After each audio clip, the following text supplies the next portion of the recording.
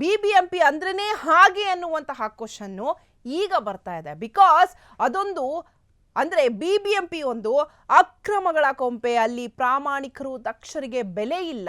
ಪ್ರಾಮಾಣಿಕವಾಗಿ ಕೆಲಸ ಮಾಡಬೇಕು ಅಂತ ಬಂದವರಲ್ಲಿ ಬಹುತೇಕರು ಇಲ್ಲಿನ ಹವಗುಣಕ್ಕೆ ಹೊಂದ್ಕೊಂಡು ಭ್ರಷ್ಟರಾಗಿ ಬಿಡ್ತಾರೆ.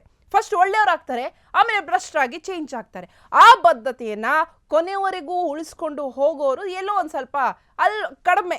ಎಲ್ಲ ಹುಡುಕಿದ್ರೆ 4ರಲ್ಲಿ 1 2 ಹಂಗೆ ಹೇಳ್ತಾರಲ್ಲ, ಹಾಗೆ ಬೆರಳೆಣಿಕೆಯಷ್ಟೇ ಅಧಿಕಾರಿಗಳು ಅಲ್ಲಿ ಒಳ್ಳೆಯವರು ಇರ್ತಾರೆ.